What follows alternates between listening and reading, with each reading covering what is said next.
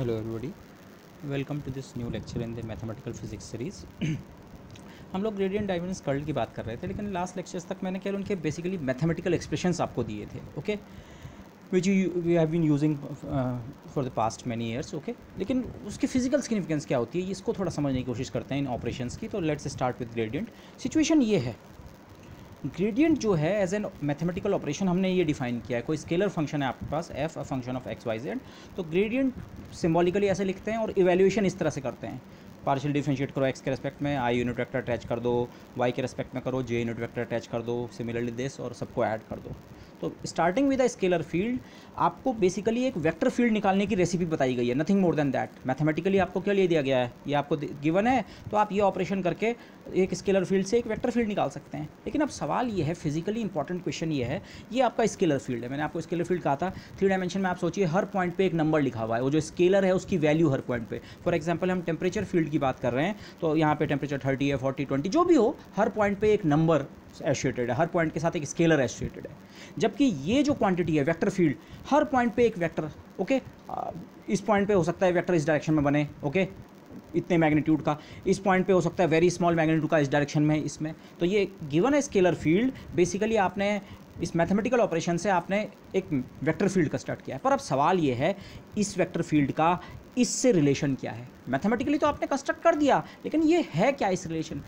अगर आपने इसको इससे कंस्ट्रक्ट किया है, आपको एफ दे रखा था तो आपने ये बनाया, तो इसका मतलब ये जो वेक्टर फील्ड है, ये इसकी इन्फॉर्मेशन जरूर इसके अंदर छुपी हुई होगी. इस स्केलर फील्ड से इसका कनेक्शन होना चाहिए. ये आर्बिट्री वेक्टर फील्ड नहीं है, आपने मनचाहा नहीं बनाया है, ये इस ऑपरेशन को करके निकला है, तो इस स्केलर फील्ड पे डिपेंड करता है. तो ये वेक्टर फील्ड जो हमने निकाला, ग्रेडियंट जिसे हम कह रहे हैं, ये ग्रेडियंट हमारे उस ओरिजिनल फंक्शन से कैसे रिलेटेड है जिसका ग्रेडियंट हमने लिया है, ओके. तो f से कैसे रिलेटेड है डेल f, यही हम जानना चाह रहे हैं. तो यही हमारा टॉपिक है, फिजिकल या ज्योमेट्रिकल सिग्निफिकेंस, जो भी आप कहें उसकी significance of the gradient, okay.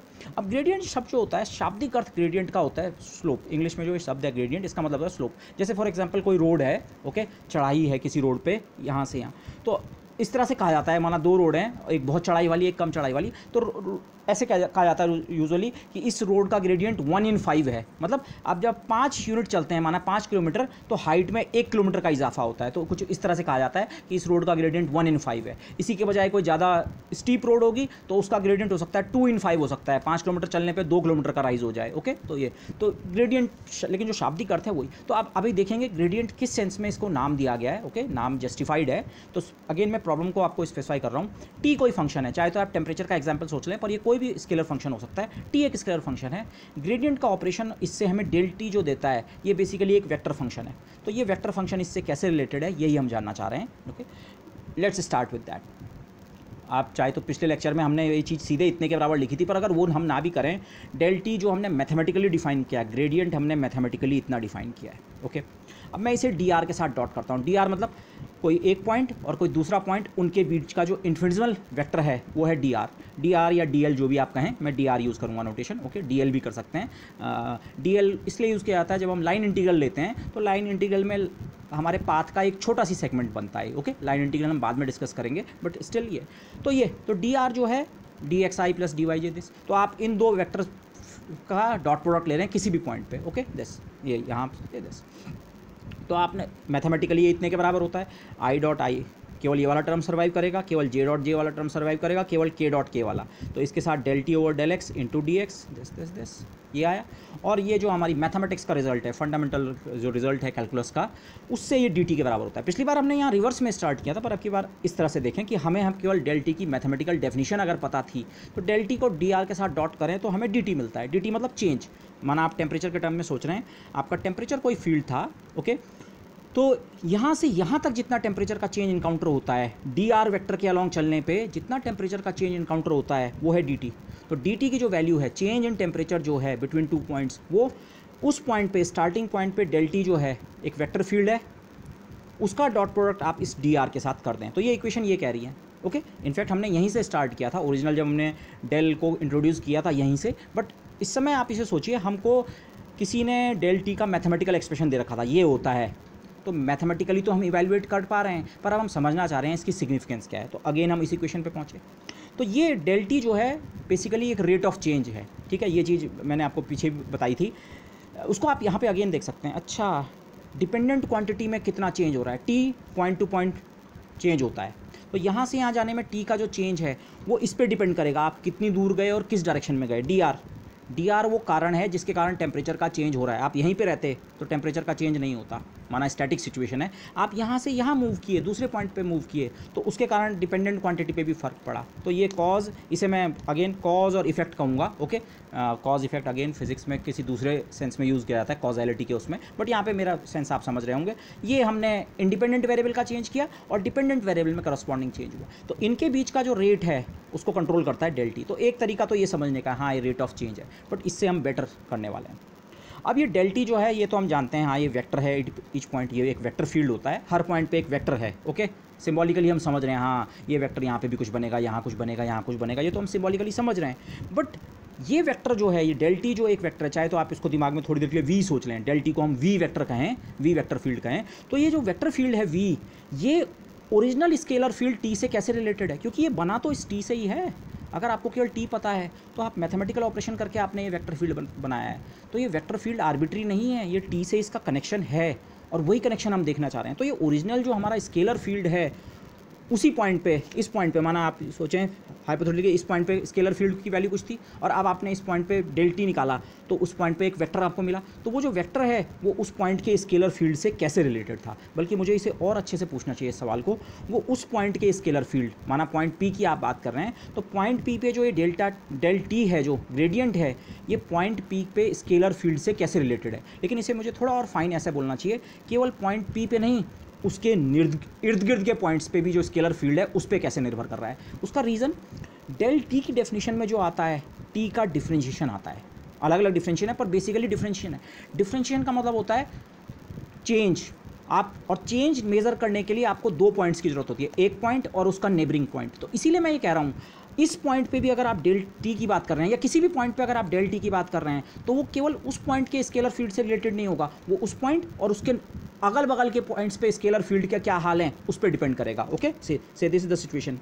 हम जानना ये चाह रहे हैं यहाँ पे जो ये वेक्टर फील्ड डेल टी बन रहा है, माना ये बन रहा है, ये डेल टी, तो मैं ये जानना चाह रहा हूँ ये डेल टी जो हमारा ओरिजिनल स्केलर फील्ड था उसकी वैल्यू यहाँ पे और इसके इर्द गिर्द के जो रीजन है, इस रीजन में जो टी की वैल्यू थी उससे कैसे रिलेटेड होता है। ओके, तो यही हम जानना चाह रहे हैं। और वेक्टर जानने का मतलब क्या होता है, हम डेल टी के बारे में जानना चाह रहे हैं, मतलब वेक्टर को जानने का मतलब उसकी डायरेक्शन और मैग्नीट्यूड। वेक्टर के पास दो प्रॉपर्टी होती हैं, अगर आपको डायरेक्शन और मैग्नीट्यूड पता है इस पॉइंट पे, तो आपको मतलब डेल टी पता है। तो हम यही जानना चाह रहे हैं, इस पॉइंट पे जो डेल टी बनता है टी के कारण, टी और उसके किसी पॉइंट पे टी और उसके इर्द गिर्द के पॉइंट पे जो टी की वैल्यू है उसके कारण जो डेल टी बनता है, इसका मैग्नीट्यूड कितना होता है और इसकी डायरेक्शन कहाँ होती है। क्योंकि जैसे ही आपको ये पता लगा तो डेल टी के बारे में सब कुछ पता लग गया। तो सवाल ये है, असली सवाल अब ये है, डेल टी की मैग्नीट्यूड और डायरेक्शन कहाँ होता है। तो मैंने यहाँ पे एक फिगर बनाया है। ओके, माना इस पॉइंट पे, ये कोई पॉइंट पी है, कोई भी पॉइंट हो सकता है, इस पॉइंट डेल टी पे, माना ये रेड वाला वेक्टर हमारा डेल टी है। वैसे ही अननोन डायरेक्शन है, हम जानने की यही कोशिश कर रहे हैं डेल टी, पर ये कहीं ना कहीं तो पॉइंट कर रहा हो। इस आपने मैथमेटिकल कैलकुलेशन करके अगर आप डेल टी निकाल सकते हैं तो हर पॉइंट पे आपको एक वेक्टर मिलेगा। तो माना इस पॉइंट का वो वेक्टर ये है, ओके, किसी डायरेक्शन में पॉइंट कर रहा है और इसका कुछ मैग्नीट्यूड है। हमें यही पता करना है ये डायरेक्शन है कहाँ और ये लंबाई कितनी है, इसका मैग्नीट्यूड कितना है। ओके, तो ये जो रिलेशन है D T equal to del T dot D R, इसको मैंने यहाँ पे सिंबॉलिक फॉर्म में ऐसे लिखा है। डी टी क्या है, change in T in any direction. अब एनी डायरेक्शन से मेरा मतलब क्या है, आप ये स्टार्टिंग पॉइंट पी है, यहाँ से इसका जो नज़दीक वाला पॉइंट जिसको मैंने यहाँ ये दिखाया था, जो इससे डी आर वेक्टर की दूरी पर है, वो पॉइंट ये वाला भी हो सकता है। स्टार्टिंग पॉइंट ये, लेकिन फाइनल पॉइंट आपका ये वाला भी हो सकता है, और फाइनल पॉइंट आपका ये वाला भी हो सकता है, और फाइनल पॉइंट ये वाला भी हो सकता है। ये एक्सप्रेशन जो है ये आप किसी भी पॉइंट के लिए यूज़ कर सकते हैं। Starting from a point P, उसके नज़दीक का कोई भी पॉइंट अगर है तो वहाँ पे जाने पे कितना टेम्परेचर का चेंज इनकाउंटर होता है। माना स्केलर फील्ड हमारा टेम्परेचर है, टेम्परेचर का कितना चेंज इनकाउंटर होता है वो आप इस एक्सप्रेशन से निकाल सकते हैं। Change in T in any direction, माना ये इस डायरेक्शन की बात कर रहा हूँ, तो इस डायरेक्शन के लिए चेंज इन टेम्परेचर कैसे निकालेंगे, del T at that point. यहाँ ये जो डेल टी वेक्टर है जिसके बारे में अभी हमें ज़्यादा नहीं पता, लेकिन जस्ट मैंने दिखा दिया कि हाँ कहीं ना कहीं तो होगा, लेकिन इसका मैग्नीट्यूड डायरेक्शन हमें पता करना है। पर जो भी वो डेल टी है उस पॉइंट पे, उसको इस डी आर के साथ डॉट प्रोडक्ट कर दो। ये इक्वेशन यही कह रही है, आपको इस डायरेक्शन का टेम्परेचर चेंज निकालना है। माना यहाँ पे टेम्परेचर 30 है और यहाँ पे का टेम्परेचर माना 32 है, तो ये जो 2 डिग्री का टेम्परेचर डिफरेंस है ये कैसे निकलेगा, del T dot D R से। माना इसी पॉइंट से आपने स्टार्ट किया जिसका टेम्परेचर 30 था और यहाँ का टेम्परेचर 35 है, हो सकता है अलग अलग डायरेक्शन में सेम डिस्टेंस मूव करने पे टेम्परेचर का चेंज अलग अलग हो। तो यहाँ का जो टेम्परेचर चेंज है 5 डिग्री का, वो कैसे मिलेगा? डेल टी तो वही है, लेकिन अब की बार उसका डॉट प्रोडक्ट इस वाले वेक्टर के साथ किया जाएगा। तो ये एनी डायरेक्शन को और दैट को मैंने रेड से अंडरलाइन इसलिए कर रखा है, इस एनी डायरेक्शन का मतलब ये वाला D R in that direction, जिस डायरेक्शन में आप जाके टेम्परेचर का चेंज या जिस भी फंक्शन का चेंज आप इवेलुएट करना चाह रहे हो, तो उस डायरेक्शन के इन्फिनिटिसिमल वेक्टर के साथ क्या कीजिए? डॉट प्रोडक्ट कीजिए, डॉट प्रोडक्ट। ओके, तो तब आपको चेंज इन उस डायरेक्शन का मिल जाएगा। किसी भी डायरेक्शन का जो चेंज है टी का, वो इस एक्सप्रेशन से मिलेगा। ओके, अच्छा, अब पहली चीज़ तो ये देखिए, आप 3 डायमेंशन में किसी पॉइंट से स्टार्ट करें, ठीक है, तो डी आर की आपके पास इनफाइनाइट चॉइसेस हैं। माना लेंथ तो फिक्स्ड है, माना इसे सोचिए यूनिट डिस्टेंस आपने जाना है। आप ये चेक कर रहे हैं कि इस पॉइंट से अगर मैं यूनिट डिस्टेंस चलता हूँ तो टेम्परेचर में कितना चेंज होता है। पर यूनिट डिस्टेंस आप यहाँ भी चल सकते हैं, यहाँ भी चल सकते हैं, यहाँ भी चल सकते हैं, यहाँ भी चल सकते हैं, यहाँ, और 3 डायमेंशन में तो ऐसे ऐसे ऐसे पूरे एक स्फीयर में आप जा सकते हैं जिसका रेडियस कितना है? D R.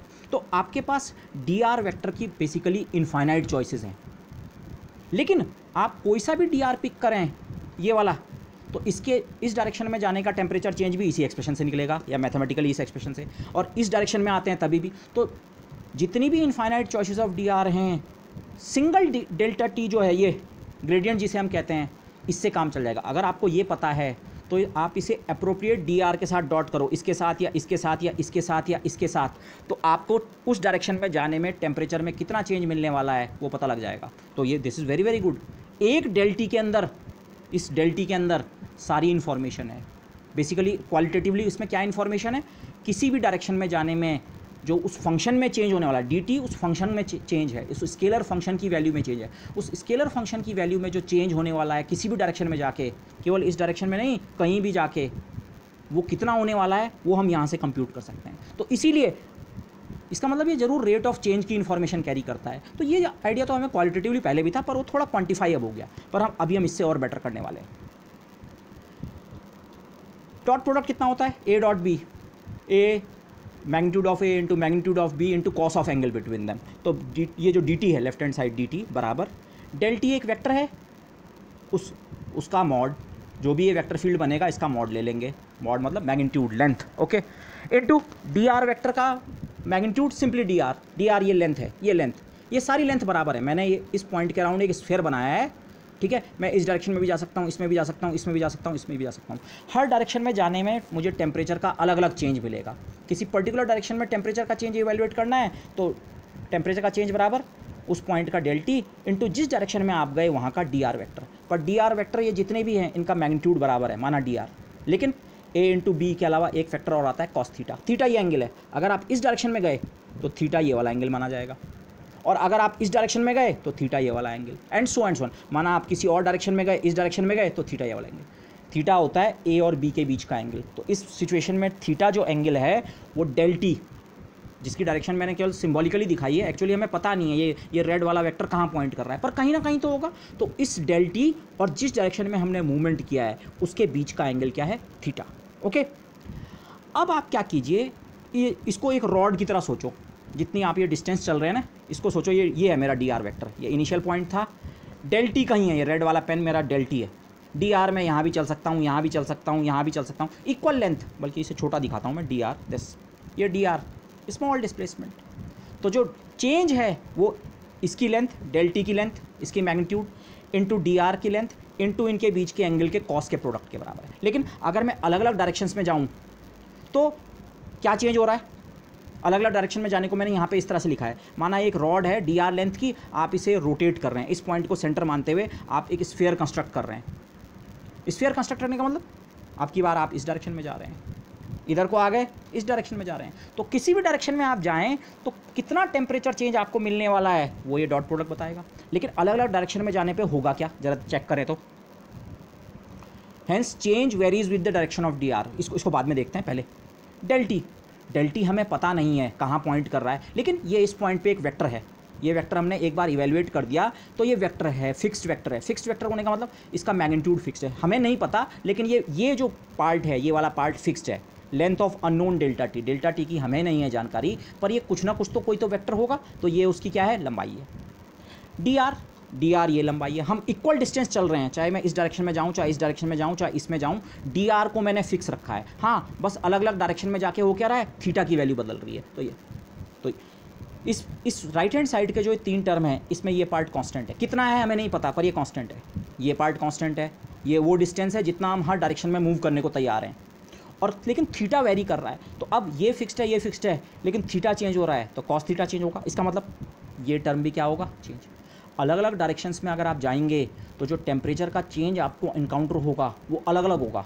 वो हम कंसेप्चुअली भी समझ रहे थे, हाँ अलग अलग किसी फील्ड के लिए अलग अलग हो सकता है, लेकिन उसके अलग अलग होने का फंडामेंटल कारण क्या है, ना ये है ना ये है, अलग अलग होने का कारण क्या है, कॉस थीटा। अलग अलग डायरेक्शंस के लिए थीटा अलग अलग है, माना यहाँ ये 15 डिग्री है, ये रेड वाला डेल्टा टी है, और अगर मैं यहाँ गया तो ये 90 है, और यहाँ ये 135 है, एंड सो ऑन। तो अलग अलग डायरेक्शंस में क्योंकि ये थीटा वेरी करता है, इसलिए टेम्परेचर चेंज क्या होता है, वेरी करता है। ओके, अच्छा, तो अब एक पर्टिकुलर केस देखिए, अगर थीटा बराबर 0 डिग्री हो, ओके, तो कॉस थीटा अपनी मैक्सिमम वैल्यू पे होता है, 1 के बराबर होता है, और थीटा बराबर 0 होने का मतलब क्या है, डेल्टा किसी डायरेक्शन में है, ये रेड वाला वेक्टर कहीं है, ग्रेडियंट की डायरेक्शन जो है, और मैं डिस्प्लेसमेंट उसी की डायरेक्शन में कर रहा हूँ। डी आर और इसके बीच का एंगल 0 तभी तो होगा, ये तो इनके बीच का एंगल 45 डिग्री है, और 30 डिग्री और 20 डिग्री, 0 डिग्री एंगल लेना, मतलब अगर मैं डिस्प्लेसमेंट उसी डायरेक्शन में करूं जिस डायरेक्शन में ग्रेडियंट पॉइंट कर रहा है, ओके, तब क्या होगा, थीटा बराबर 0, तो कॉस थीटा अपनी मैक्सिमम वैल्यू पे होता है। तो ये फैक्टर और ये फैक्टर कांस्टेंट हैं, और ये फैक्टर अगर अपनी मैक्सिमम वैल्यू अचीव कर रहा है, तो इसका मतलब उस समय इस फैक्टर की मैक्सिमम वैल्यू होगी। ये जो चेंज इन टेम्परेचर है, ये अलग अलग डायरेक्शन में अलग अलग मिलता है, तो ये थीटा बराबर 0 के लिए क्या मिलेगा, मैक्सिमम मिलेगा। तो उस कंडीशन को मैं ऐसे लिख सकता हूँ, जब थीटा बराबर 0 रखा तो ये फैक्टर 1 हो गया, तो बाकी बचे ये 2 फैक्टर, दीज 2 फैक्टर्स, और उस समय dt की जो वैल्यू है उसे मैं dt मैक्स लिख रहा हूँ, maximum change in temperature. dt का मतलब चेंज इन टेम्परेचर, और मैक्स मतलब मैक्सिमम चेंज इन टेम्परेचर जो है वो इस रिलेशन से कनेक्टेड है, ओके। तो ये मैक्सिमम चेंज मिला कब आपको, लेकिन मैक्सिमम चेंज इन टेम्परेचर कब मिला आपको, जब आप किस डायरेक्शन में मूव किए, ग्रेडियंट की डायरेक्शन में। तो अब ग्रेडियंट की डायरेक्शन के बारे में आप कुछ बोल सकते हैं, किसी पॉइंट पे ग्रेडियंट कहाँ पॉइंट करता है, अभी तक तो मैंने केवल फिगर में बताया था, लेकिन हमें पता नहीं था कि एक है एक्चुअली है कौन सी डायरेक्शन। अब आप उस आंसर को ऐसे दे सकते हैं, ग्रेडियंट उस डायरेक्शन में पॉइंट करता है जिस डायरेक्शन में इन्फिनिटेसिमल डिस्टेंस मूव करने पे स्केलर फंक्शन में सबसे ज़्यादा चेंज होता है। इस आर्गुमेंट को हम रिवर्स कर रहे हैं यहाँ से, जब मैं इस डायरेक्शन में डी आर डिस्टेंस चलूँगा ग्रेडियंट के अलोंग, ग्रेडियंट के parallel, theta equal to 0 degree, तब dt की वैल्यू, टेम्परेचर का चेंज जो है वो क्या होगा, मैक्सिमम। तो इस आर्गुमेंट को हम रिवर्स करके बोल रहे हैं, डेल्टा टी जो है, ये रेड वाला वेक्टर कहाँ पॉइंट करता है, अभी तक हमें नहीं पता था, ये तो फिगर में बता दिया। ये इस पॉइंट पे ये रेड वाला वेक्टर कहाँ पॉइंट करूँ, इसको आप ऐसे सोच सकते हैं, आप इस पॉइंट से हर डायरेक्शन में जाइए और टेम्परेचर का चेंज मेज़र कीजिए। माना सेंटर पॉइंट का टेम्परेचर 30 है, और आप यहाँ गए और यहाँ का टेम्परेचर 32, 2 डिग्री का डिफरेंस, इधर आए यहाँ 35, 5 डिग्री का डिफरेंस, इधर गए यहाँ का टेम्परेचर 28, -2 का डिफरेंस, किसी और डायरेक्शन में गए। लेकिन माना इस डायरेक्शन में जाते हुए डी आर डिस्टेंस यहाँ पे तक जाते हुए, माना यहाँ का टेम्परेचर 40 है, 10 डिग्री का डिफरेंस, और ये माना मैक्सिमम टेम्परेचर डिफरेंस है। इस स्टार्टिंग पॉइंट से, सेंट्रल पॉइंट से स्टार्ट करके किसी भी डायरेक्शन में जाने में, अगर इस पर्टिकुलर डायरेक्शन में जाने में सबसे ज़्यादा टेम्परेचर का चेंज इनकाउंटर हो रहा है, मतलब रेट ऑफ चेंज सबसे ज़्यादा इस दिशा में है, तो डेल टी भी उसी दिशा में होगा। तो अब हम आंसर हमारे पास मिल गया डेल टी की डायरेक्शन के बारे में। डेल टी की डायरेक्शन के बारे में आंसर हम टी के टर्म्स में दे रहे हैं।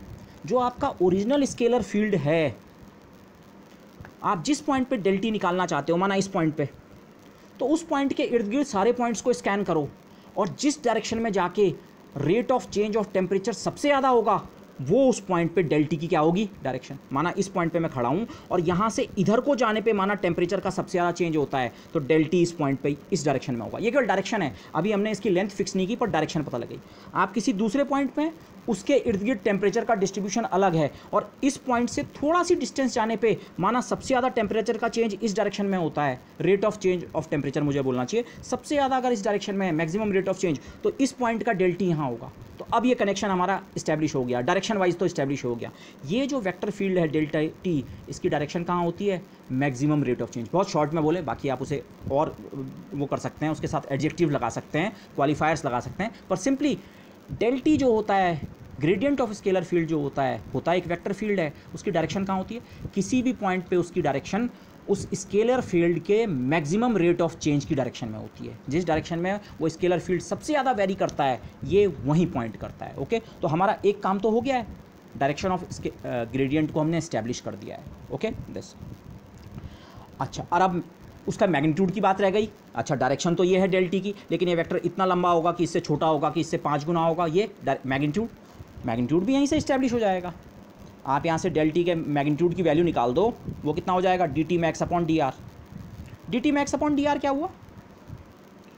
डी टी मैक्स है वो मैक्सिमम वाली डायरेक्शन में जब जाते हैं, मैक्सिमम रेट ऑफ चेंज वाली डायरेक्शन में जाते हैं, तब जितना टी में चेंज होता है। और डी आर क्या है? वो डिस्टेंस जितना हमने मूव किया। ये है rate of change of temperature, माना मैक्सिमम रेट ऑफ चेंज। आप इस डायरेक्शन में जाएं, टेम्परेचर का चेंज होगा पर मैक्सिमम नहीं होगा। इस डायरेक्शन में जाएं, मैक्सिमम नहीं होगा। इस डायरेक्शन में मैक्सिमम नहीं होगा, इस डायरेक्शन में मैक्सिमम होगा। ये तो हमने पहले इस्टेब्लिश कर दिया। और इस डायरेक्शन में कितना चेंज वो हो रहा है? डी टी मैक्स के बराबर हो रहा है। और कितनी दूरी चल के हो रहा है? D R. तो ये मैक्सिमम रेट ऑफ चेंज है, ये उसका परिमाण है। ये किसके बराबर है? डेल टी के मैग्नीट्यूड के। ये जो हमारा अननोन फील्ड था मैथमेटिकली जो हमने निकाल दिया था, पर जो हमारा ग्रेडियंट फील्ड था, उस ग्रेडियंट वेक्टर का मैग्नीट्यूड कितना होता है? It is equal to the magnitude of the gradient of T is equal to the maximum rate of change around P of T. Maximum rate of change की जितनी value है, माना आप यहाँ से यहाँ गए और आपने 2 सेंटीमीटर डिस्टेंस चली, हर डायरेक्शन में 2 सेंटीमीटर गए, और यहाँ जाने पे 2 डिग्री का टेम्परेचर चेंज हुआ, यहाँ 5 का, यहाँ -2 का, लेकिन इस डायरेक्शन में 10 डिग्री का टेम्परेचर चेंज हुआ। तो चेंज इन टेम्परेचर मैक्सिमम 10 के बराबर है, और डिस्टेंस आप चले 2 सेंटीमीटर, तो D T upon D max हो जाएगा 10 डिग्री सेंटीग्रेड पर 2 सेंटीमीटर, या 5 डिग्री पर सेंटीमीटर का। इस डायरेक्शन में जाने पे प्रति सेंटीमीटर 5 डिग्री का फर्क पड़ जाता है। तो यही डेल्टा टी का मैग्नीट्यूड होगा। जो मैक्सिमम रेट ऑफ चेंज होता है वो डेल टी का मैग्नीट्यूड होता है। और डेल टी की डायरेक्शन कहाँ होती है? जिस डायरेक्शन में वो मैक्सिमम चेंज हो रहा होता है वही डेल टी की डायरेक्शन होती है। तो अब डेल टी के सारे पैरामीटर्स हमने इस्टेब्लिश कर दिए हैं। ये है ग्रेडियंट की फिजिकल सिग्निफिकेंस। एक स्केलर फील्ड से जब आप ग्रेडियंट की प्रोसेस से एक वेक्टर फील्ड कंस्ट्रक्ट करते हैं, तो वो वेक्टर फील्ड आर्बिट्री नहीं होता है। वो वेक्टर फील्ड का मैग्नीट्यूड और डायरेक्शन दोनों इस स्केलर फील्ड से आपको पता लगा सकते हैं। इसी से बने हैं वो। मैग्नीट्यूड कितना होता है? पहले मैग्नीट्यूड की बात करें, जितना उस पॉइंट पे मैक्सिमम रेट ऑफ चेंज होता है। और डायरेक्शन कहाँ होती है? जिस डायरेक्शन में मैक्सिमम चेंज हो रहा होता है वही डायरेक्शन होती है डेल टी की। This has been established. Okay, so this is the physical significance of the gradient. Okay, इसको मैंने अगले उस पर समराइज़ किया है। नॉर्मली मैं डेफिनेशंस या इन चीज़ को नहीं लिखता हूँ, मैं चाहता हूँ आप समझ लें और अपने आप अपनी लैंग्वेज में लिखें। और अभी भी मैंने इसे एक्चुअल कोई, मैं इसे डेफिनेशन नहीं कहूँगा, but this is an important idea, इसलिए मैंने लिख के इसे ये भी किया है, ब्लॉक में भी किया है। सो गिवन है scalar field T X Y Z, माना आपको कोई स्केलर फील्ड दे रखा है। अब आप केवल टेम्परेचर का एग्जांपल ना सोचें, ये कोई भी स्केलर फील्ड हो सकता है। ओके, अलग अलग पॉइंट्स पे एक नंबर की तरह आप सोचें, तो वो स्केलर फील्ड है आपके पास टी। तो डेल टी, ये तो हमें पता है, ग्रेडियंट ऑफ टी एक वेक्टर फील्ड होता है। मैथमेटिकली इसका एक्सप्रेशन हमें पता है, हम निकाल सकते हैं। तो हर पॉइंट पे आपके पास मतलब एक वेक्टर है। आप ऐसे सोच रहे हैं, उस स्केलर फील्ड से आपने एक हर पॉइंट पे एक वेक्टर कंस्ट्रक्ट कर दिया। पर ये वेक्टर होता कितना है? वेक्टर बताने के लिए उसका मैग्नीट्यूड और डायरेक्शन बताना है। तो इस वेक्टर का मैग्नीट्यूड, किस वेक्टर का? Del T. ग्रेडियंट जो वेक्टर है, ग्रेडियंट जो फील्ड है, उसका जो मैग्नीट्यूड है, it is equal to the maximum rate of change of T around P. आप पॉइंट पी की बात कर रहे हैं, तो पॉइंट पी के इर्द गिर्द सबसे ज़्यादा जिस डायरेक्शन, जितना टी का रेट ऑफ चेंज होता है वो डेल टी का मैग्नीट्यूड होता है। और डायरेक्शन कहाँ होती है डेल टी की? The direction of the maximum change. जिस डायरेक्शन में जाके टी सबसे ज़्यादा चेंज होता है, मैक्सिमम रेट ऑफ चेंज जिस डायरेक्शन में आपको अचीव होता है, वही डेल टी की डायरेक्शन होती है। Okay, so this is how we summarise the gradient of a function. The gradient of a function, the magnitude of the gradient of a function is equal to its maximum rate of change and it points in the direction of the maximum rate of change. तो ये this is very important. Okay, इस notion को अपने दिमाग में आप बैठा लें, समझ के बैठा लें। ओके, अच्छा, अब ग्रेडियंट का यूज़ क्या है? मैंने ये फिगर यहाँ भी बनाया था, पर फिर मैं इसे यहाँ पे स्पेसिफाई करता हूँ। Okay, del T mathematically definition ये है, मैंने फिर से लिखी है। ओके, और अब इस वेक्टर फील्ड को माना मैं ए लिख रहा हूँ, ये लास्ट में आप इसे कैलकुलेट करके निकालेंगे तो ये आपका एक वेक्टर फील्ड निकलेगा, इसका एक ए एक्स कंपोनेंट निकलेगा इंटू आई प्लस ए वाई इंटू जे प्लस ए जेड। तो माना इस वेक्टर फील्ड का माना मैंने ए रखा, मैं पहले इसे वी कह रहा था पर वी नाम मैं अब अवॉइड कर रहा हूँ क्योंकि वी अभी मैं पोटेंशियल के लिए यूज़ करूँगा, तो ये ए। ओके, तो अगर आप इस एक्सप्रेशन को देखें तो अगर आप किसी इस मेथड से, माना आपको टी दे रखा है और इस मेथड से आपने उसका डेल टी निकाल के एक वेक्टर फील्ड ए कंस्ट्रक्ट किया, तो ये वेक्टर फील्ड कोई ऑर्डिनरी वेक्टर फील्ड नहीं है। ऑर्डिनरी से मेरा मतलब ये है, ये इस सेंस में साधारण नहीं है कि एक्चुअली इस वेक्टर फील्ड की सारी जानकारी टी के अंदर छुपी हुई है। मतलब अगर आपको टी पता है तो आप इस प्रोसेस से उस वाले ए को हमेशा फिर से कंस्ट्रक्ट कर सकते हो। ओके, वेक्टर फील्ड को आप इस तरह सोचें, वेक्टर मतलब अगर आप फील्ड ना भी सोचें, वेक्टर का मतलब 3 कंपोनेंट। किसी वेक्टर को स्पेसिफाई करने के लिए आपको 3 कंपोनेंट्स बताने पड़ते हैं, उसका एक्स कंपोनेंट, उसका वाई कंपोनेंट, उसका जेड कंपोनेंट। वेक्टर बताने के लिए आपको 3 कंपोनेंट्स की ज़रूरत पड़ती है। लेकिन स्केलर, किसी पॉइंट पे स्केलर बताने के लिए केवल एक नंबर की ज़रूरत होती है। उस पॉइंट पे उस स्केलर की कितनी वैल्यू है, 30 है, 20 है, -7 है, वट एवर। ऑर्डिनरली कोई आपके पास वेक्टर फील्ड होता है तो उस वेक्टर फील्ड को बताने के लिए आपको 3 नंबर्स की ज़रूरत पड़ती है, 3 कंपोनेंट्स की। लेकिन ये कोई ऑर्डिनरी वेक्टर फील्ड नहीं है, ये तो किसी स्केलर का ग्रेडियंट है।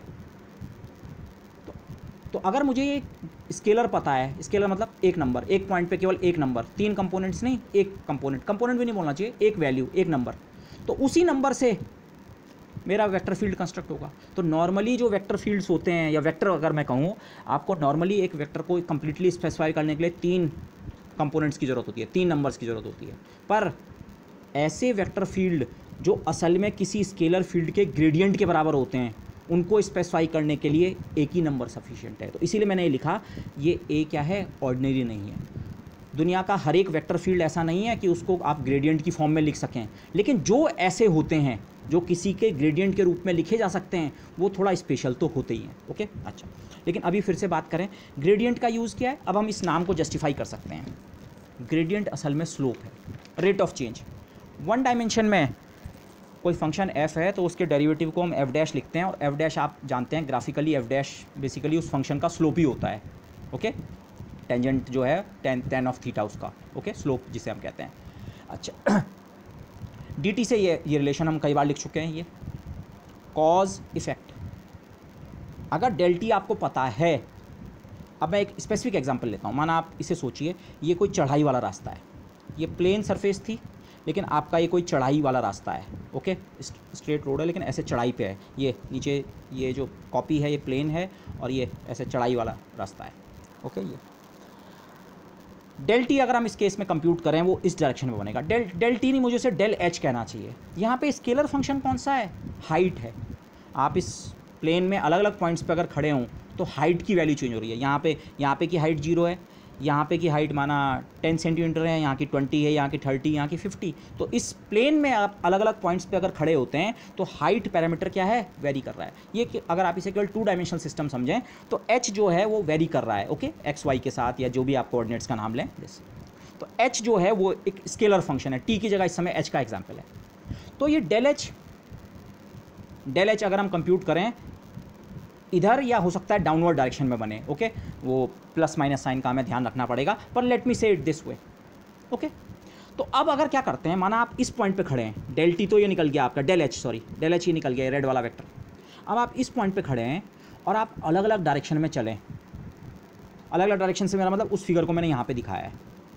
इसी चढ़ाई वाले रास्ते पे आप खड़े हैं, पर आप इसमें ठीक ऊपर की ओर भी जा सकते हैं, और थोड़ा एंगल पे भी जा सकते हैं, और थोड़ा ऐसे में भी जा सकते हैं, और थोड़ा नीचे को भी आ सकते हैं। तो आप अलग अलग डायरेक्शन में जाएं तो आप इमेजिन कर सकते हैं आपकी हाइट अलग अलग चेंज होगी।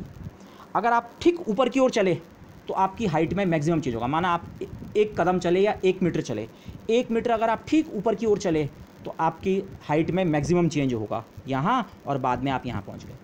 लेकिन अगर आप 1 मीटर साइडवेज चले, साइडवेज को आप ऐसे समझें, माना ये चढ़ाई वाला रास्ता है, मैं सिंपली ऐसे में दिखा रहा हूँ। ओके, अभी 3 डायमेंशनल फिगर पता नहीं आपको कितना दिख पा रहा है, ये ग्राउंड से ऊपर है ये रास्ता। ओके, अब अगर मैं ये छोटा सी पेन जो है, ये ढक्कन, ये मेरा डिस्प्लेसमेंट है। अगर मैं डिस्प्लेसमेंट इसी की डायरेक्शन में करूँ तो मेरी हाइट में सबसे ज़्यादा चेंज होगा। लेकिन अगर मैं डिस्प्लेसमेंट ऐसे में करूँ, ये फट्टा, कोई लकड़ी का फट्टा है, उसमें मैं अगर ऐसे में चलूँ तो मैं जिस हाइट पे था उसी हाइट पे रहूँगा, हाइट में कोई चेंज नहीं है इस केस में। ऐसा क्यों हो रहा है? क्योंकि डेल्टा एच और मेरे डी आर के बीच का एंगल 90 डिग्री है। यहाँ डॉट प्रोडक्ट है, डॉट प्रोडक्ट अगर दोनों वेक्टर्स के बीच का एंगल 90 तो डॉट प्रोडक्ट की वैल्यू 0।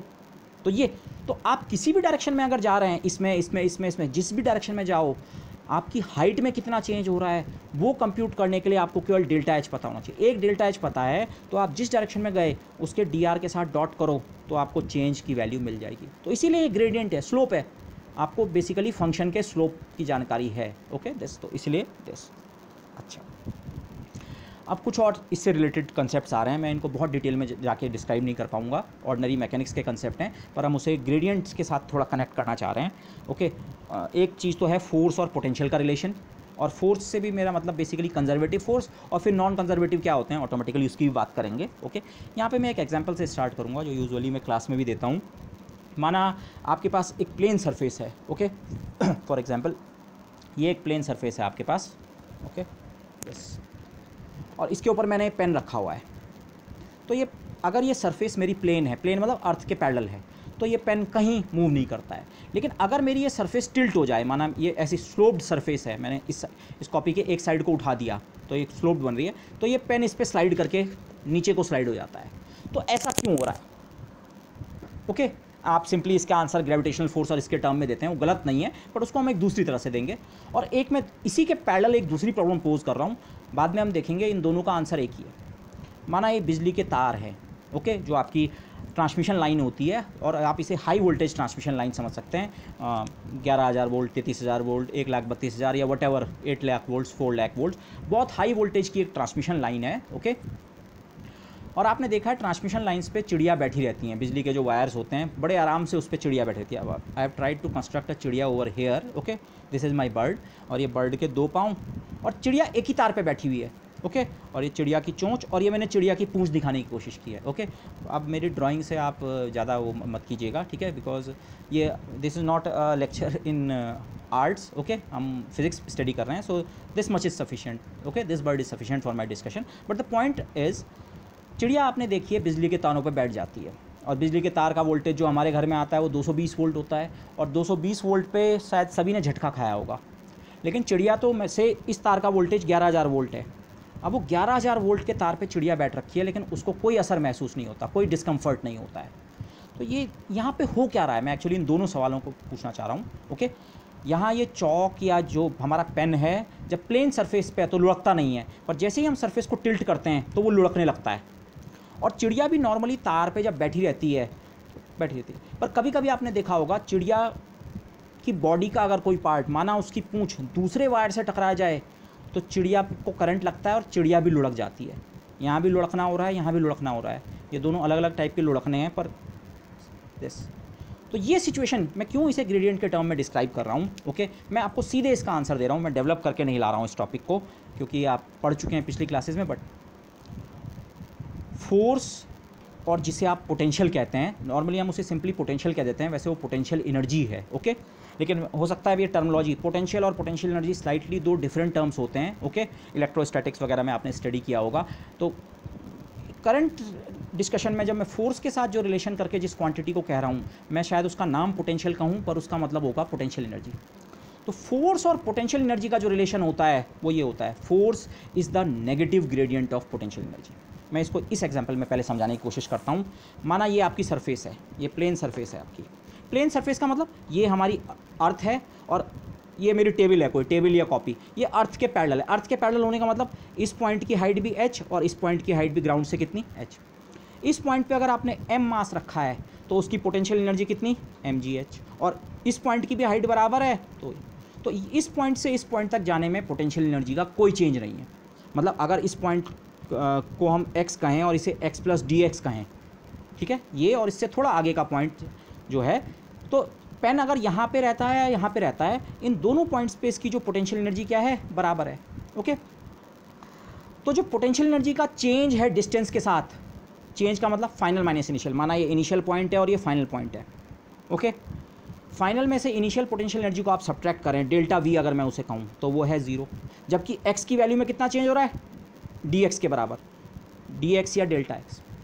न्यूमरेटर 0 है, जबकि डिनोमिनेटर क्या है, नॉन जीरो, लेकिन स्टिल इस फैक्टर की वैल्यू कितनी बन रही है, 0। ये चीज़ क्या है, del V upon del X. हमारा जो ग्रेडियंट होता है del V iota del V over del X plus J del V over del Y plus K वाला टर्म आता है। माना केवल हम वन डायमेंशनल केस से डील कर रहे हैं तो आप वाई और जेड वालों को भूल जाइए। Del V upon del X, I तो केवल डायरेक्शन बताने के लिए है, यही तो है पोटेंशियल कितनी तेज़ी से एक्स के साथ चेंज हो रहा है लिमिटिंग केस में delta X tending to zero. पर बेसिकली अब उस सिचुएशन का एनालिसिस करते हैं जब मेरी सरफेस प्लेन है, दोनों साइड की हाइट बराबर है, तो डेल वी कितना है, जीरो। तो del V upon del X भी कितना है, zero. Del V upon del X basically क्या है, ग्रेडियंट। ग्रेडियंट की वैल्यू क्योंकि जीरो है तो फोर्स की वैल्यू भी कितनी है, जीरो। उस पार्टिकल पे कोई फोर्स नहीं है जो उसे लुढ़का के यहाँ से यहाँ ले जाने वाला है।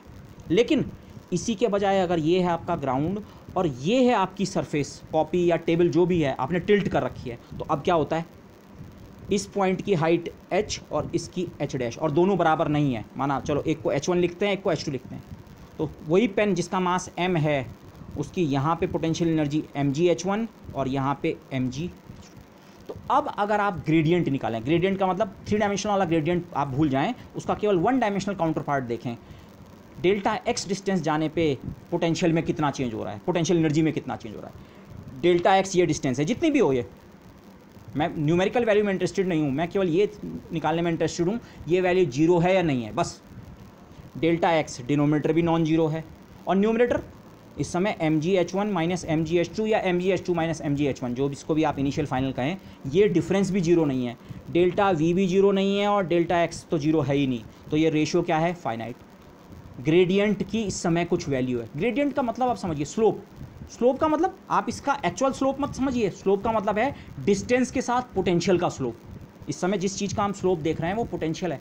क्या पोटेंशियल डिस्टेंस के साथ वेरी कर रहा है? अगर पोटेंशियल डिस्टेंस के साथ वेरी कर रहा है तो उस डायरेक्शन में फोर्स लगेगा। अब डायरेक्शन के बारे में थोड़ा माइनस साइन का हम ध्यान रखेंगे, लेकिन उस डायरेक्शन या उसके अपोजिट फोर्स लगेगा। तो तभी तो जब आप कॉपी या इसको टिल्ट करते हैं तो पेन लुढ़क जाता है, क्योंकि इन दो पॉइंट्स के बीच अब ग्रेडियंट इस्टेब्लिश हो गया है, पोटेंशियल का ग्रेडियंट। जब तक ये सरफेस प्लेन थी तब तक इस पॉइंट और इस पॉइंट के बीच पोटेंशियल का ग्रेडियंट नहीं है, इसलिए फोर्स कितना था, जीरो। और इस केस में फोर्स है। और ये माइनस साइन क्यों इंपॉर्टेंट है?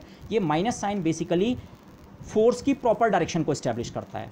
जिस तरह से हम पोटेंशियल फिजिक्स में हमने डिफाइन किए हैं, उसमें हमेशा ऑब्जेक्ट पे जो फोर्स लगता है वो हाई पोटेंशियल रीजन से लो पोटेंशियल रीजन की ओर लगता है। फॉर एग्जाम्पल, अगर मैं केवल 1 डायमेंशनल केस में बात करूं तो डेल वी का मतलब जो है चेंज इन पोटेंशियल, और चेंज का मतलब होता है final minus initial. Del V जिसे मैंने यहाँ पे लिखा था, ये वाला चेंज इन पोटेंशियल, ओके, ये है V final minus V initial. और ऐसे ही डी एक्स जो है वो X final minus X initial, ये है फाइनल वाला पॉइंट, एक्स फाइनल वाला एक्स इनिशियल वाला, एक्स फाइनल वाला एक्स इनिशियल वाला। तो 1 डायमेंशनल केस में आप इस एक्सप्रेशन को ऐसे सोच सकते हैं, यूनिट वेक्टर होगा वो डायरेक्शन बताने के लिए, क्योंकि ग्रेडियंट जो है वो एक वेक्टर बनता है डायरेक्शन बताने के लिए, लेकिन उसका मैग्नीट्यूड आप ऐसे निकालेंगे, अच्छा इतनी डिस्टेंस जाने पे पोटेंशियल में कितना चेंज हुआ। अब ये माइनस साइन क्यों जरूरी है, आप इसको सिंपल एग्जांपल से समझ सकते हैं। माना जो मेरी टेबल है वो इस तरीके की है, सेंटर में ऊंची है और ये, तो अगर आप ऑब्जेक्ट को इस तरफ को रखें, लेफ्ट में रखें, तो वो लुढ़क के कहाँ आती है, इधर को नीचे को आती है। क्यों आती है लुढ़क के नीचे को? माना ये आपका स्टार्टिंग पॉइंट है, एक्स आई इसे मान लो और एक्स एफ इसे मान लो, ठीक है। आई और एफ आप उससे ना सोचें कि वो लुढ़कना कहाँ से शुरू कर दिया। मैथमेटिक्स करने के लिए आप किसी भी पॉइंट को इनिशियल और किसको फाइनल मान लो। आप यहाँ से यहाँ तक जरा डेल वी की वैल्यू निकालो। डेल वी मतलब del V upon del X की डिस्टेंस के साथ पोटेंशियल कितना चेंज हो रहा है। अगर ये इनिशियल और ये फाइनल पॉइंट है तो फाइनल पॉइंट का कोऑर्डिनेट में से इनिशियल पॉइंट का कोऑर्डिनेट घटाओ, ये बनेगा हमारा न्यूमरेटर। आप निकाल रहे हैं ये बस, और इसका मतलब हमेशा है V final minus V initial minus X final minus X initial. X final X initial से ज़्यादा है, ये पॉइंट राइट में है तो इसका एक्स कोऑर्डिनेट ज़्यादा है, तो ये क्वांटिटी, ये डिफरेंस क्या है, पॉजिटिव। ये डिनोमिनेटर पॉजिटिव है। न्यूमरेटर इस समय जिस पोटेंशियल एनर्जी की बात हो रही है वो है ग्रेविटेशनल पोटेंशियल एनर्जी mgh। इस पॉइंट की हाइट इस पॉइंट से ज़्यादा है तो vf किससे ज़्यादा है, vi से, तो ये टर्म भी क्या है, पॉजिटिव। तो केवल ये रेशियो पॉजिटिव है। लेकिन अगर आप इस सिचुएशन में अगर किसी पेन को यहाँ रखें तो वो लुढ़क के ऊपर थोड़ी जाता है, लुढ़क के नीचे आता है। नीचे मतलब फोर्स उस पर इस डायरेक्शन में लगता है, ये डायरेक्शन में लगता है, नेगेटिव डायरेक्शन में लगता है। तो वो नेगेटिव साइन इंश्योर करने के लिए डेल वी में हम एक माइनस साइन लेते हैं, ओके। इसी के बजाय अगर ये सिचुएशन हो, आप इस साइड पे एनालाइज करें, ये इनिशियल पॉइंट रेड में जो मैंने XI और XF लिख रखा है और VI और VF। अब की बार पेन अगर आप यहाँ रखें कहीं बीच में तो पेन इधर को लुढ़कता है, लेकिन मैथमेटिकली क्या हो रहा है, फिर से आप इसी एक्सप्रेशन को देखें, XF ये है, XI ये है, XF XI से आगे है तो डिनोमिनेटर अभी भी पॉजिटिव है, लेकिन VF VI से कम है, इस पॉइंट की हाइट कम है, इसकी ज़्यादा है, MGH हाइट कम, MGH हाइट ज़्यादा, तो VF माइनस VI क्या है, नेगेटिव। तो इस समय ये नेगेटिव ये पॉजिटिव, तो रेशियो क्या बना, नेगेटिव। लेकिन फोर्स तो पॉजिटिव डायरेक्शन में लगता है, ये लुढ़क के तो ग्रेजुअली आगे की ओर जाता है, एक्स एक्सिस में तो आगे की ओर जा रहा है, तो फोर्स पॉजिटिव कैसे बनेगा, रेशियो तो नेगेटिव था, एक माइनस साइन हमने ये भी रखा हुआ है। ओके, तो ये माइनस साइन आप चाहे तो कन्वेंशन कह सकते हैं। ओरिजिनली हमने जिस तरह से पोटेंशियल डिफाइन किया है उसमें हमेशा हमारा मोशन, ऑब्जेक्ट का मोशन हाई पोटेंशियल रीजन से लो पोटेंशियल रीजन में होता है। जैसे आप कहते भी हैं कि ऑब्जेक्ट की टेंडेंसी होती है कि वो अपनी पोटेंशियल एनर्जी को मिनिमम रखे, तो इसलिए ये माइनस साइन है। ओके, फोर्स उस डायरेक्शन में एक्ट करता है ताकि पोटेंशियल ऑब्जेक्ट पे का पोटेंशियल एनर्जी ग्रेजुअली कम हो जाए। ओके, तो ये माइनस साइन कन्वेंशन है, लेकिन अदरवाइज ये रिलेशन है। तो इस रिलेशन को अगर आप अपने दिमाग में बैठा लें और यूज़ करने लगें तो आप फिजिक्स की कई सिचुएशंस को बहुत इजीली एनालाइज कर पाएंगे। Force is the negative gradient of potential energy. Okay, force is the negative gradient of potential. यही आइडिया यहाँ भी अप्लाई होता है। बहुत शॉर्ट में बताऊँ, जिस समय चिड़िया की बॉडी के दो पार्ट्स तार को टच कर रहे हैं पर दोनों पॉइंट्स जो हैं सेम पोटेंशियल पे हैं। अब ये पोटेंशियल एनर्जी नहीं है, यहाँ पे एक्चुअली पोटेंशियल आता है, बट मैं उसमें डिस्टिंक्शन अभी नहीं करूँगा। ओके, मैं नहीं जा रहा हूँ उतनी डेप्थ में। इस पॉइंट का माना ये फेज़ का तार है और 11,000 वोल्ट का है, तो चिड़िया की बॉडी का ये पार्ट भी 11,000 वोल्ट पे है और ये पार्ट भी उसकी बॉडी का 11,000 वोल्ट पे है। तो अब डिपेंडिंग ऑन उसकी बॉडी की ज्योमेट्री, ये और माना उसकी बॉडी के बीच आप एक हाइपोथेटिकल सर्किट सोचें कि हाँ, यहाँ अगर करंट फ्लो होती उसकी बॉडी के अंदर ये फ्लो होती, तो इसको आप डेल्टा एक्स सोच सकते हैं कि हाँ इतनी डिस्टेंस है, लेकिन इस पॉइंट और इस पॉइंट का पोटेंशियल सेम है। dx या xf माइनस xi की जगह तो आप ये डिस्टेंस सोच सकते हैं, लेकिन इस पॉइंट और इस पॉइंट का पोटेंशियल कितना है, सेम 11,000। डिफरेंस कितना हो गया, 0। ग्रेडियंट जो है वो फोर्स को डिटरमिन करता है। फोर्स पोटेंशियल की एब्सोल्यूट वैल्यू पे डिपेंड नहीं करता है। 11,000 वोल्ट होने से झटका नहीं लगता है। बॉडी के दोनों पार्ट्स 11,000 वोल्ट पे हैं, उनका जो डिफरेंस है वो 0 के बराबर है। ग्रेडियंट जो है बेसिकली डिफरेंस, न्यूमरेटर में डिफरेंस है। फिजिक्स जो है, फोर्स जो है वो पोटेंशियल के डिफरेंस पे डिपेंड करती है। एब्सोल्यूट वैल्यू ऑफ पोटेंशियल की फिजिक्स में कोई सिग्निफिकेंस नहीं होती है। फिजिक्स जो है, कॉज जो है, कोई भी आपको फिजिकल इफेक्ट दिखेगा वो पोटेंशियल के डिफरेंस पे डिपेंड करता है। तो इस चीज़ को हम ऐसे कहते हैं, physics doesn't depend on the absolute value of the potential, the zero of potential is arbitrary. Potential के जीरो को आप कहीं पे भी सेट कर सकते हैं। ओके, इंपॉर्टेंट चीज़ होती है पोटेंशियल डिफरेंस। डिफरेंस इंपॉर्टेंट है। तब तक करंट फ्लो नहीं करेगी उसकी बॉडी से जब तक उसकी बॉडी के जो दो पार्ट्स उस तार को टच कर रहे हैं उनके बीच कोई पोटेंशियल डिफरेंस नहीं है। ओके, लेकिन अगर गलती से कभी कभी क्या होता है, चिड़िया की पूंछ या उसकी बॉडी का कोई पार्ट दूसरे वायर को टच कर जाता है, माना जिसे आप न्यूट्रल वायर कहते हैं। ओके, न्यूट्रल वायर मतलब 0 वोल्ट्स। अब उसकी बॉडी के एक पार्ट और दूसरे पार्ट के बीच पोटेंशियल डिफरेंस है 11,000 वोल्ट का, फॉर एग्जांपल ये, अब ये और दूसरा पार्ट यहाँ है। अब डेल्टा एक्स इससे डिटरमिन होगा, उसकी बॉडी के रेजिस्टेंस और उससे व्हाटएवर। ये delta x is certain length, लेकिन डेल्टा वी 0 नहीं है, ये भी नॉन जीरो, ये भी नॉन जीरो। तो एक फोर्स जनरेट होगा। ये फोर्स कौन सा है, बेसिकली जो इलेक्ट्रॉन्स को मूव कराएगा। यहाँ पे ये ग्रेविटेशनल फोर्स नहीं है, ये वो फोर्स है जो इलेक्ट्रॉन्स को मूव करा के करंट बनाएगा। जो डेथ होती है चिड़िया को, जो करंट लगता है वो इलेक्ट्रॉन्स का मोशन है, उसकी बॉडी के थ्रू करंट फ्लो हो रही है। ओके, तो नॉर्मली आप इसका आंसर इस तरह से देते हैं कि अर्थ हो गया या वो हो गया, लेकिन मैं उसे ग्रेडियंट लैंग्वेज में आपको समझाना की कोशिश कर रहा हूँ। ये दोनों सिचुएशन सेम है। फोर्स तभी अप्लाई होगा जब डिस्टेंस के साथ पोटेंशियल में वेरिएशन होगा। ये आप दोनों सिचुएशन को पैरेलल की तरह देखने की कोशिश कीजिए। जब तक हमारी टेबल ऐसी है, पोटेंशियल का डिफरेंस नहीं है, फोर्स नहीं लगा। टेबल टेढ़ी हो गई, पोटेंशियल का डिफरेंस आ गया डिस्टेंस के साथ, फोर्स लग गया। दोनों पॉइंट्स सेम पोटेंशियल पे हैं, सेम पोटेंशियल, इसी की तरह की सिचुएशन तो हो रही है, पोटेंशियल का डिफरेंस 0, दोनों एक ही लेवल पे हैं, बॉडी के दोनों पॉइंट्स, कोई फोर्स नहीं, कोई करंट नहीं। इस केस में पोटेंशियल का डिफरेंस, एक पॉइंट का पोटेंशियल ज़्यादा, एक का कम, कम ज़्यादा क्या है वो माइनस साइन वगैरह सब हो जाएगा, बट क्वालिटेटिवली ये सिचुएशन इसके जैसी है, ये वाला ये वाली इसके जैसी है, और ये वाली सिचुएशन ये ट्रिपल वाली इसके जैसी है। तो अब आपको उत्तर मिल गया, पेन भी क्यों लुढ़का और चिड़िया भी क्यों लुढ़की, तो दोनों के लुढ़कने का रीज़न एक ही है, पोटेंशियल डिफरेंस। ओके, तो ग्रेडियंट को आप फिजिकली इस तरह से समझना शुरू करें कि ग्रेडियंट और फोर्स में ये कनेक्शन होता है। ओके, लेकिन अब एक पॉइंट और है, ये जो मैंने रिलेशन लिखा है, हर एक फोर्स फील्ड या इन जनरल, अब आप केवल फोर्स ना सोचें, कोई वेक्टर फील्ड है, ठीक है, दुनिया का हर एक वेक्टर फील्ड या फोर्स फील्ड इस फॉर्म में नहीं लिखा जा सकता है। ओके, इस फॉर्म में मतलब किसी स्केलर का ग्रेडियंट, v एक स्केलर है और उसका ग्रेडियंट से हमारा f बन गया, जो हमारा ग्रेविटेशनल फोर्स है, या इस केस में जो भी फोर्स था वो, उसे अगर आप इलेक्ट्रोमोटिव या वट एवर फोर्स कहें, वो फोर्स जो इलेक्ट्रॉन्स का मोशन कॉज कर रहा था, वो दोनों इस कंडीशन को ओबे करते हैं, उन फोर्सेस को इस फॉर्म में लिखा जा सकता है। और कई और वेक्टर फील्ड्स को शायद आप इस फॉर्म में लिख सकें, लेकिन इसका मतलब ये नहीं है कि दुनिया के हर वेक्टर फील्ड को या हर फोर्स फील्ड को आप इस फॉर्म में लिख ही पाएँ। मतलब किस फॉर्म में, एज द डेरिवेटिव पॉजिटिव या negative what ever of a scalar field, her vector field को आप इस फॉर्म में नहीं लिख सकते हैं। लेकिन जिन फील्ड्स को इस फॉर्म में आप लिख पाएंगे, फील्ड से मेरा मतलब वो फोर्स भी हो सकता है या कोई और प्रकार का वेक्टर भी हो सकता है, जिन वेक्टर फील्ड्स को आप इस फॉर्म में एक्सप्रेस कर सकते हैं, gradient of potential, negative positive तो कोई बात नहीं, वी आप अंदर भी ला सकते हैं, ग्रेडियंट ऑफ पोटेंशियल के टर्म में या ग्रेडियंट ऑफ स्केलर के टर्म में आप जिन्हें लिख सकते हैं, वो रियली स्पेशल होते हैं, वो बहुत स्पेशल होते हैं। अगेन स्पेशलिटी को मैं कई तरह से कहूँगा, लेकिन सिंपल स्पेशलिटी ये है, एफ वेक्टर 3 कंपोनेंट, पर ये 3 कंपोनेंट आपको पता करने की जरूरत नहीं है। वी स्केलर, अगर आपको एक नंबर पता है एक पॉइंट पे स्केलर क्वांटिटी, तो उससे आप ये वाला फील्ड बना सकते हैं। दुनिया के हर वेक्टर फील्ड के लिए ऐसा नहीं होगा, आर्बिट्री वेक्टर फील्ड के लिए ऐसा नहीं होगा, लेकिन जिन वेक्टर फील्ड्स के लिए ऐसा हो सकता है, जिनके लिए मैथमेटिकल एक्सप्रेशन होल्ड करता है इस तरीके का, उन्हें हम कहेंगे ये स्पेशल प्रकार के हैं।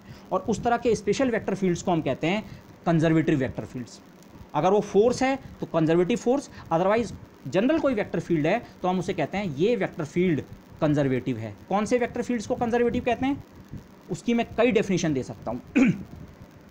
कंजर्वेटिव फोर्सेज आपने पढ़े हैं, संरक्षी और असंरक्षी बल, पिछली क्लासेज में। कंजर्वेटिव अगर आप फोर्स की बात करें या जनरल वेक्टर फील्ड की बात करें, उसको आप कई तरह से डिफाइन कर सकते हैं। पहले line integral is independent of the path, और अगर आप फोर्स की बात कर रहे हैं तो फोर्स में लाइन इंटीग्रल का मतलब होता है वर्क डन। लाइन इंटीग्रल ये चीज़ भी, अगर v कोई वेक्टर फील्ड है तो dl या v डॉट dr किया और इसको इंटीग्रेट कर दिया एक पॉइंट से दूसरे पॉइंट तक। इसको हम आगे डिस्कस करेंगे, इसलिए मैं इसको ज़्यादा डिस्क्राइब नहीं कर रहा हूँ, और पीछे आपने ये किया है।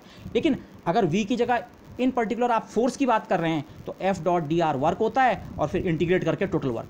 तो जनरल केस में तो उसे लाइन इंटीग्रल कहेंगे, लेकिन फोर्स के केस में हम उसे वर्क कह सकते हैं। तो लाइन इंटीग्रल या वर्क जो है, जब वो इंडिपेंडेंट ऑफ पाथ होता है, 1 से 2 पॉइंट तक आप गए और आप चाहे इस पाथ से गए, चाहे इस पाथ से गए, चाहे इस पाथ से, या किसी भी आर्बिट्री पाथ से गए, और लाइन इंटीग्रल की वैल्यू या वर्क की वैल्यू अगर सेम बने, तो इसका मतलब उस फोर्स फील्ड या उस वेक्टर फील्ड को आप क्या कह सकते हैं, कंजर्वेटिव।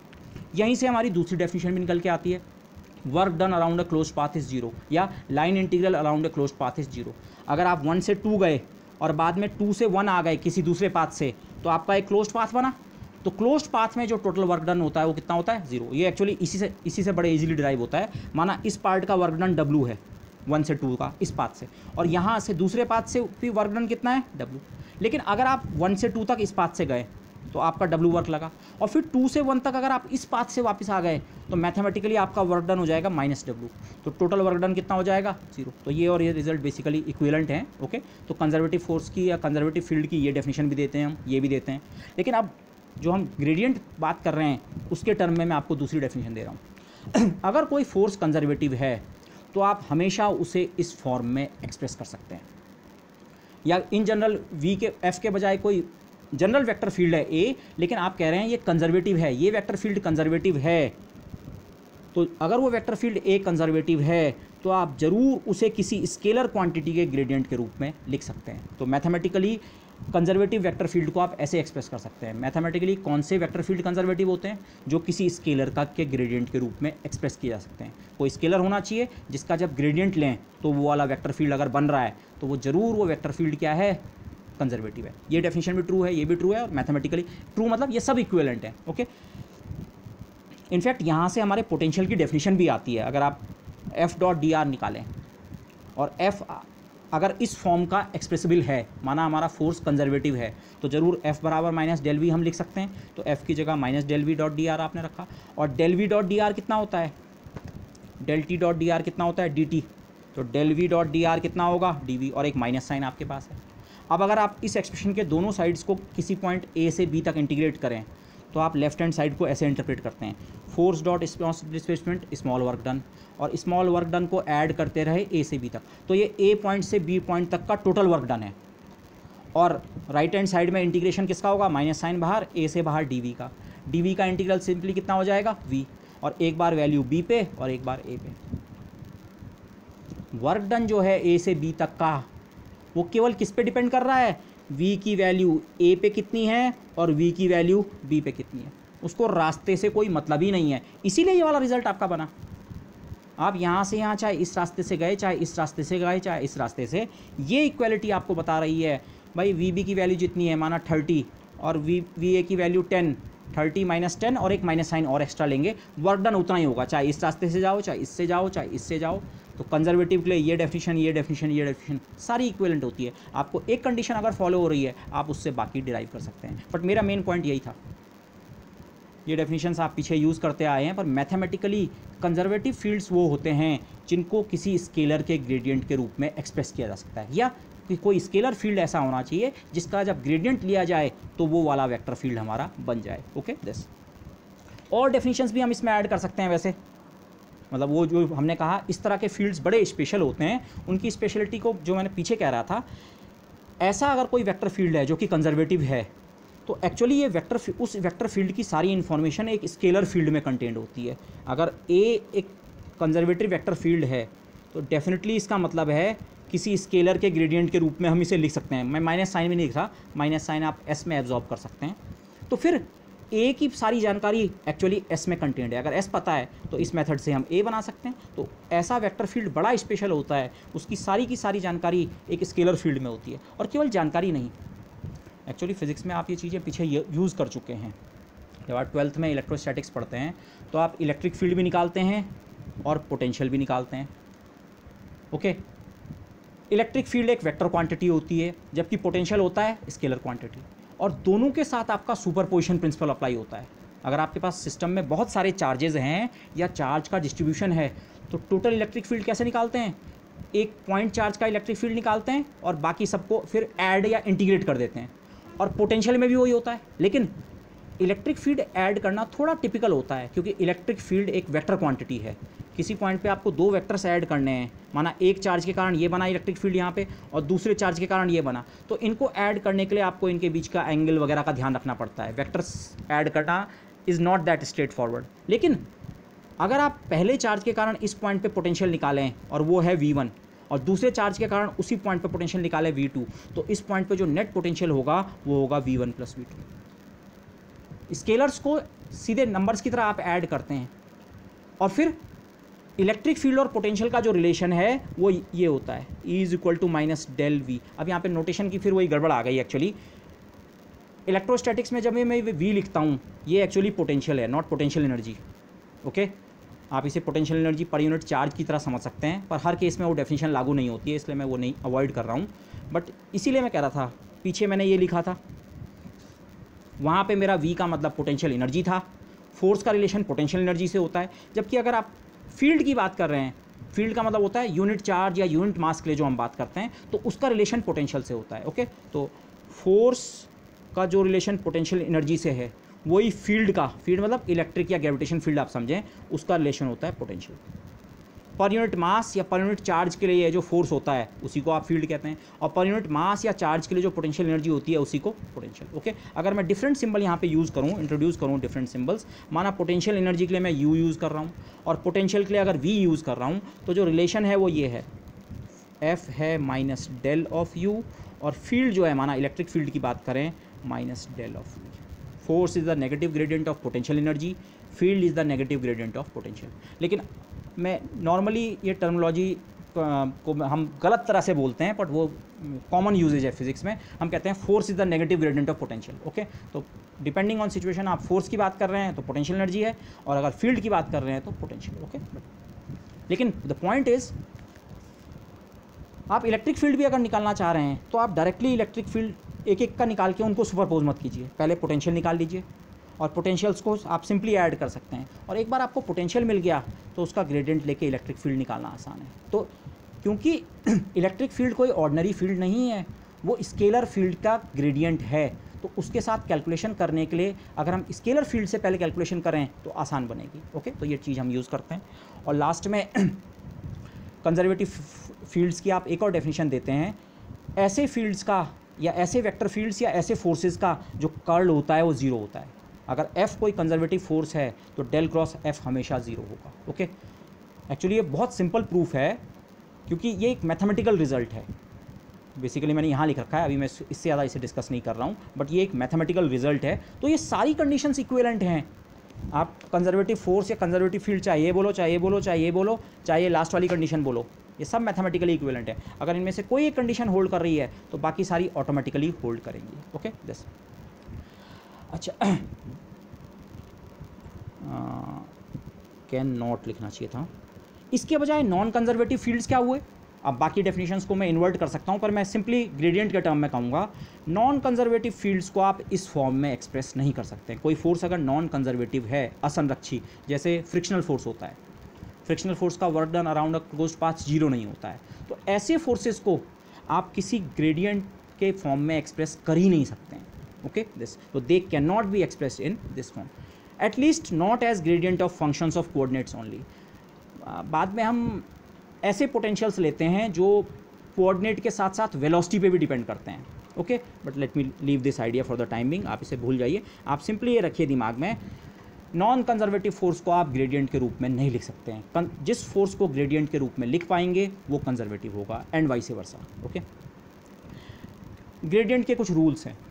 अगर दो स्केलर फंक्शंस को आप ऐड करें तो फिर से आपको स्केलर फंक्शन मिलता है। तो ऐसे दो फंक्शंस f और g स्केलर फंक्शंस के सम का अगर आप ग्रेडियंट लें तो ये सिंपली होता है पहले का ग्रेडियंट प्लस दूसरे का ग्रेडियंट। ओके, ये बेसिक डेफिनेशन से आप बड़े आराम से ये प्रूव कर सकते हैं।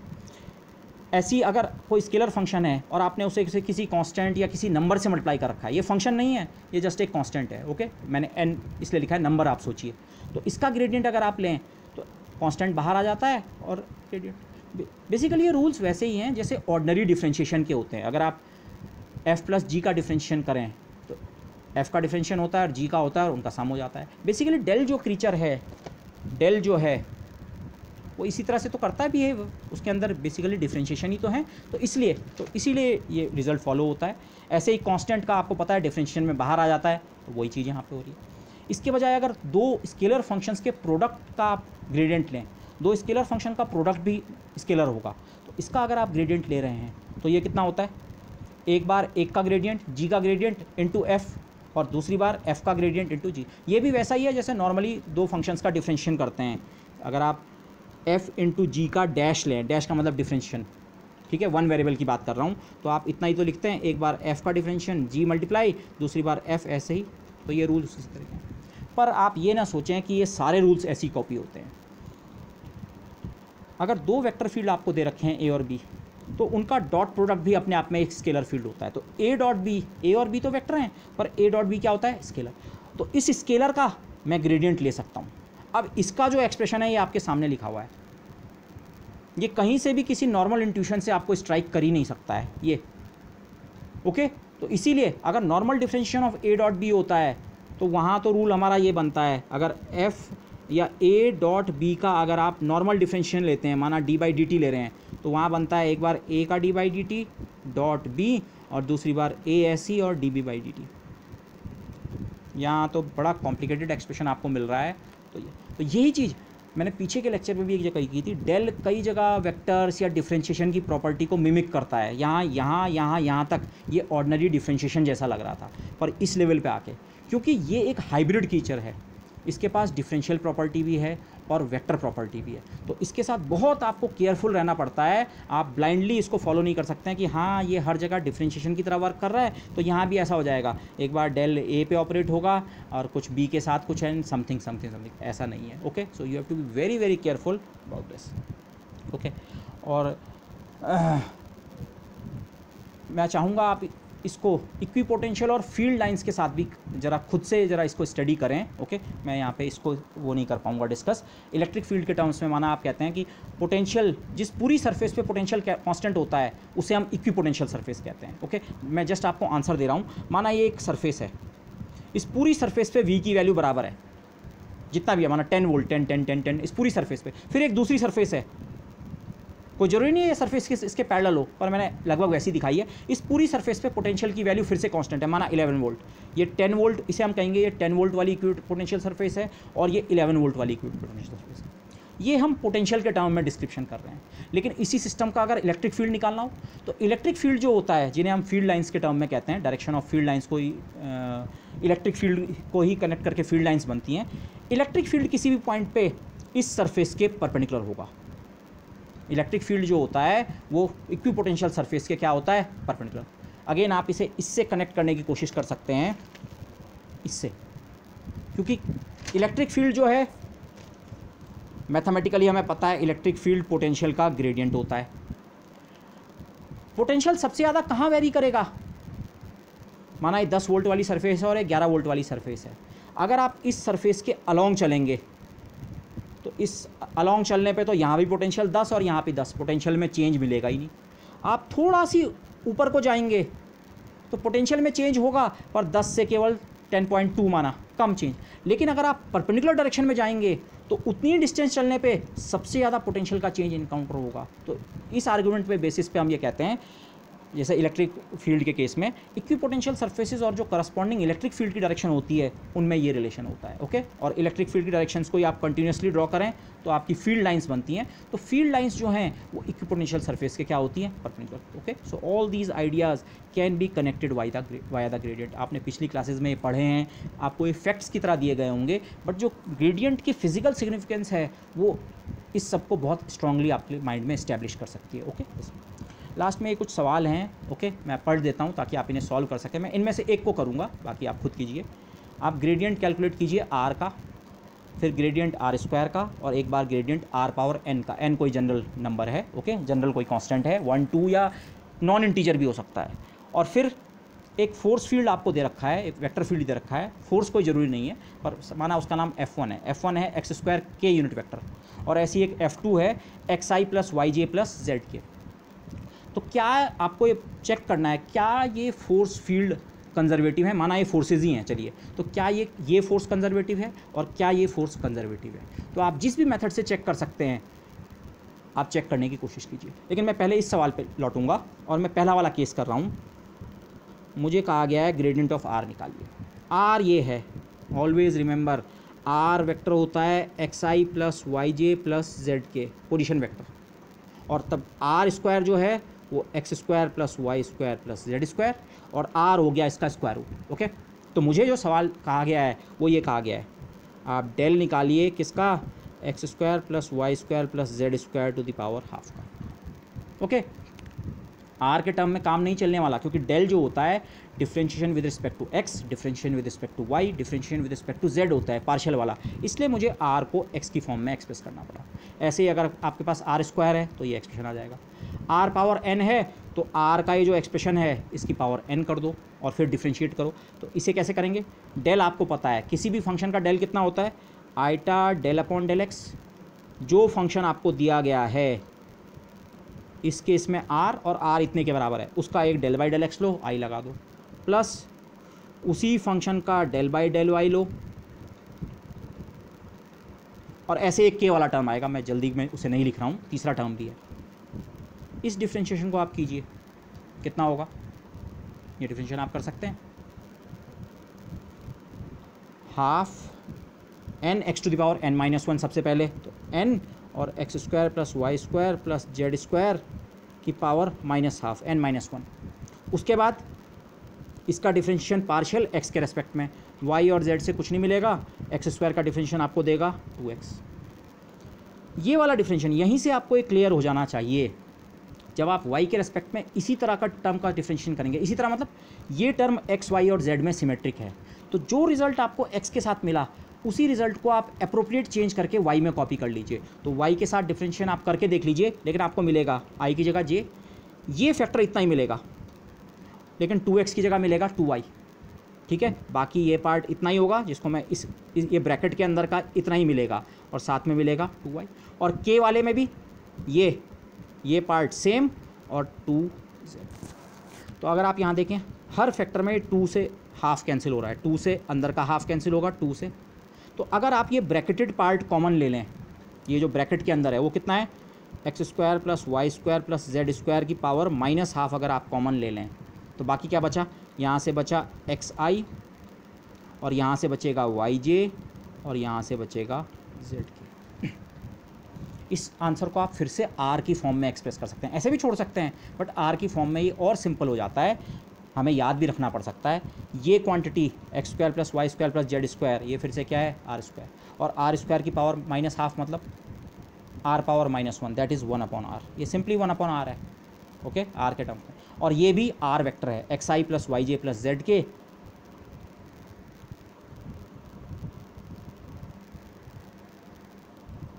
हमने जो रिजल्ट निकाला वो ये है, डेल ऑफ r कितना होता है, r unit vector. r distance from the origin जो है ये वाला फंक्शन हमने लिया, तो इसका जो ग्रेडियंट है ये किसके बराबर होता है, यूनिट वेक्टर r के बराबर। Can you interpret this result geometrically, try to interpret this result geometrically. क्यों ये इतने के बराबर है, मैथमेटिकली हमने निकाल दिया, बट क्यों ये जो r फंक्शन है, r ये फंक्शन होता है 3 डायमेंशन में। अगर आप देखें, ये अगर आप एक सर्कल या स्फीयर ड्रॉ करें, इस पूरे सर्कल में माना r की वैल्यू 3 है तो 3 3 3 3। एक थोड़ा बड़ा स्फीयर बनाया, उसमें हर पॉइंट पे r की वैल्यू 4, r की वैल्यू 5। अगर आप इक्विपोटेंशियल के टर्म में सोच रहे हैं, r को एक फंक्शन की तरह सोच रहे हैं, तो ये इक्विपोटेंशियल सर्फेसेज है। इस पूरे में फंक्शन की वैल्यू कांस्टेंट है 3, इस पूरे पे फंक्शन की वैल्यू कांस्टेंट है 4 5 इक्विपोटेंशियल के टर्म में। पर अगर आप वैसे नहीं भी सोच रहे हैं, ये फंक्शन है, लेकिन जब हमने इसका ग्रेडियंट लिया तो हमें क्या मिला, r unit vector. r unit vector कहाँ होता है, जिस पॉइंट पे आप हैं वहाँ से रेडियली आउटवर्ड वाला वेक्टर क्या होता है, यूनिट वेक्टर r वेक्टर। अगर इस पॉइंट पे हैं ये, अगर इस पॉइंट पे हैं ये, तो लेकिन ऐसा क्यों हो रहा है, इसका ग्रेडियंट इतने के बराबर क्यों है, try to understand this geometrically, okay. और बाकी ये सवाल आप कीजिए और फिर मैं आपको और प्रॉब्लम भी देने की कोशिश करूँगा, but meanwhile try to do these, and अपने आप भी आप जो भी टेक्स्ट बुक है या इंटरनेट से प्रॉब्लम्स ढूंढिए and try to do maximum number of problems, okay. और नेक्स्ट लेक्चर्स में हम डिस्कस करेंगे कर्ल और ग्रेडियंट की सिग्निफिकेंस, ओके। और उसके बाद फिर हमारे जो इंपॉर्टेंट रिजल्ट्स हैं, 2 इंपॉर्टेंट थ्योरम्स, गॉस थ्योरम और स्टोक्स थ्योरम जो हैं, ओके। और उससे पहले थोड़ा इंटीग्रल की बात करेंगे और फिर उन थ्योरम्स की बात करेंगे, okay. So with that I would like to conclude this lecture for the time being. So thank you everybody.